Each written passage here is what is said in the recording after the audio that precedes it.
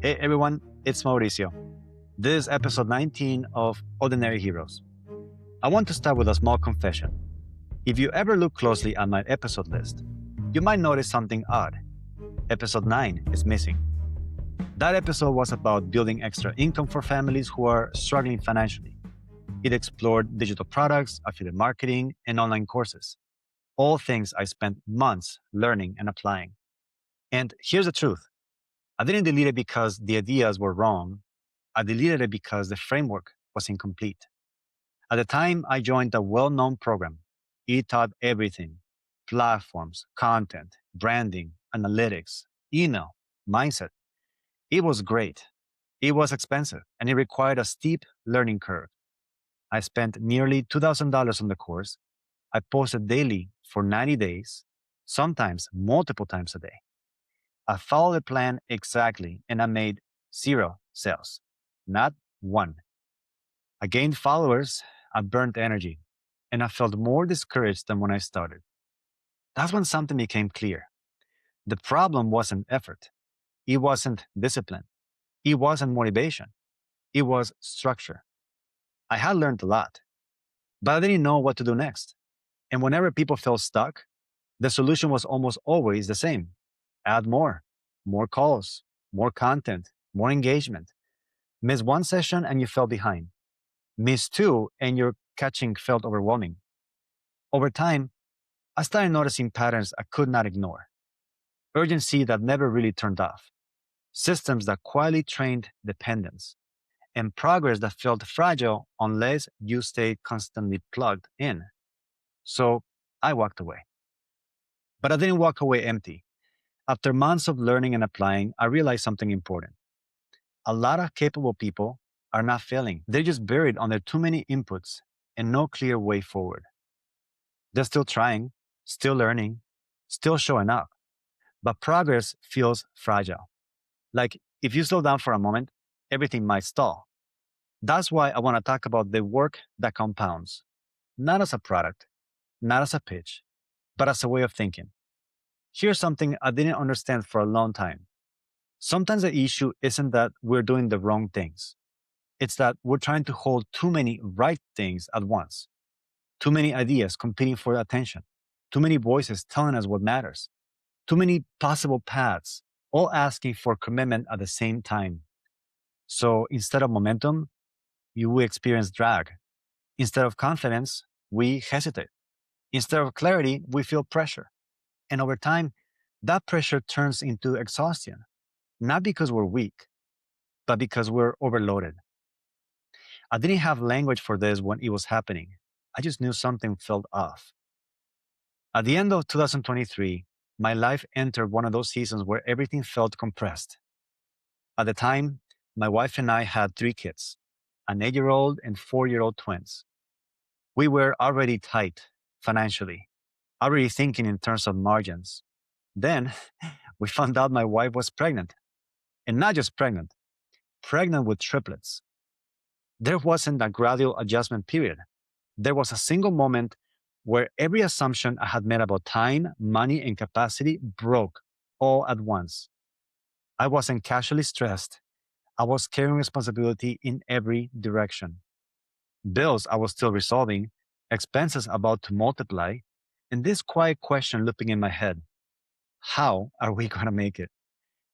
Around that time, friends will send me funny videos on Instagram, quick distractions that gave me a few minutes to breathe.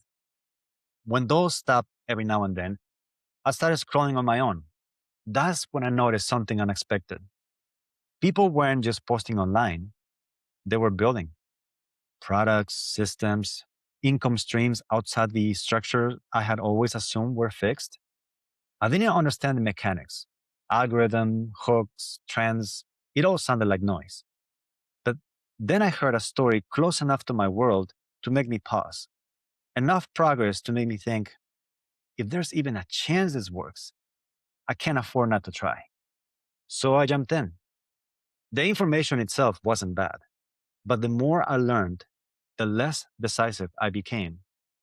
Understanding increased, clarity didn't.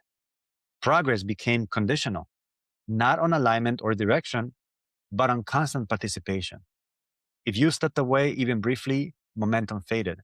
Not because you stopped caring, but because the system required uninterrupted attention. That's when I began to understand something important. Effort wasn't the issue. Consistency wasn't the issue. The work itself wasn't designed to survive real life. As I stepped back, I started seeing the same pattern everywhere. Courses that never really end, urgency that feels permanent, frameworks that only work if nothing interrupts. Not always manipulative, but quietly brittle. And that led to a shift in how I think about growth. Progress isn't fragile because we lack effort. It's fragile when it depends on staying constantly plugged into something external. Most capable people don't need more information. They need fewer decisions competing at the same time. They need a way to simplify without quitting, to move forward without burning out, to build something that still works when life interrupts, because it will. This applies whether you're building a business or creating content, raising a family, or simply trying to hold life together responsibly. If progress disappears the moment you slow down, the system is too brittle.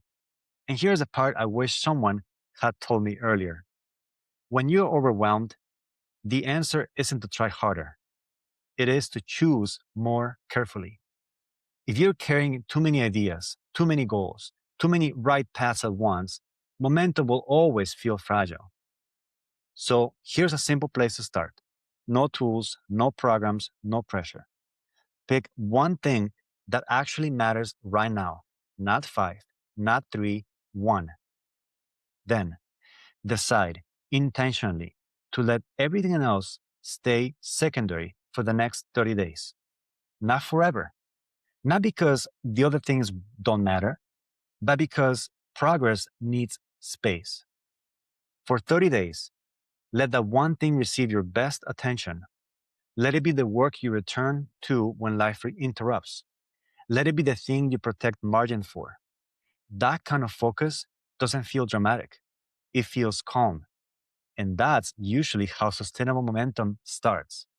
And if choosing that one feels harder than it sounds, let me say this clearly. You don't need to find the perfect focus. You just need a reasonable one. The goal isn't to get right forever. It is to stop fragmenting your attention everywhere at once.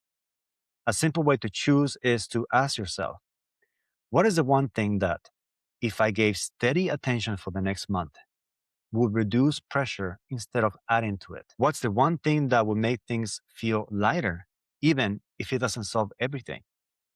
And what's the one thing I still want to work on, even if no one applauded right away? That's usually your signal.